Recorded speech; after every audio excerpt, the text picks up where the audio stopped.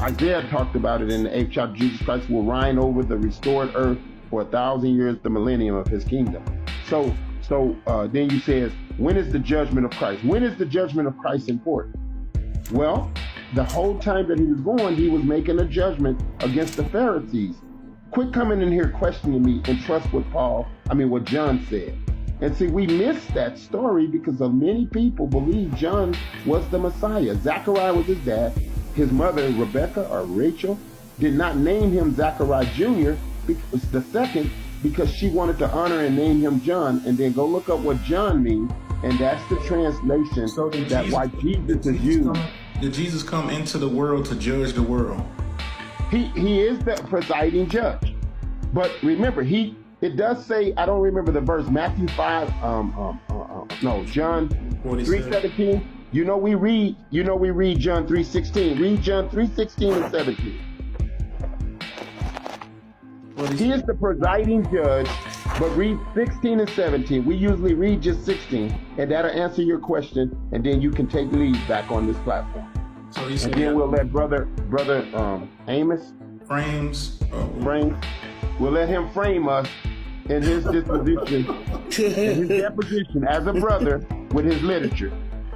So he says in John 3:16, for God so loved the world that he gave his only begotten son, that whosoever believe in him shall not perish but have everlasting life. For God sent not his son into the world to condemn the world, but that the world through him might be saved. But read verse, look at 18. Oh no, stop right there, bro. Let me get.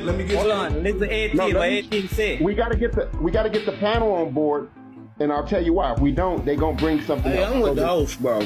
Hold on, bro. So let's make that the hypothesis, okay? Because you asked the question, and we gotta be able to answer it to help the conversation. Right. I got you, brother. So that's the hypothesis. John 3:16 and 17. Now your position, go ahead, you're starting it. Read 18 now. Right, because he says, he that believes on him is not condemned, but he that believes is condemned already. Now verse 17 just says, he sent his son into the world not to condemn the world. God sent his son into the world not to condemn them, right? But that the world may be saved. But then 18 says, he that does not believe in him is already condemned, even though God didn't send his son into the world to condemn. So how do you make sense of that? Well, here's the point. It ain't a point after that. Come on, bruh. You gotta stay sensible. I'm gonna tell you why you gotta stay sensible. We're a baseball team. We on the infield. The pitcher is you, brother host. First base is Frames. Second base is Trouble. Shortstop is Melander, and I'm at third base. Who you think they gonna hit on? The one that's unattended. The one that's unattended, they're gonna hit on to get it out of the infield if they don't reach for the fence. I'm not suggesting to you to believe what I say. What I'm saying is you gotta start with a hypothesis, use the passages, because his question is, if he didn't come to condemn, Jesus is the presiding judge. There will be a day of judgment. The non-believer that's getting on here, talking about Jesus doesn't exist, they're condemned. Why me and you want to be on tap with them and bring them over? I don't want to be involved in that. Because we gonna be condemned because we don't believe in the one who's being sent. Right. But sending him not to bring condemnation. But he's the reason why it's gonna be condemnation. So, but here's listen to this, right? Give me a minute. Listen to this. No, what listen that is saying, right? And I'm gonna yield the floor to the. Give me 2 seconds. Give me 2 seconds. Floor to the panel. What that is saying, the presiding judge is Jesus. Yeah, his job. Listen, his job was to. Hold on. His job, right? His job, his main job, is to come, not to condemn no one. But after he say, if you don't believe me, then you're already condemned. That don't make sense. Is it easier for you to say, I don't understand that?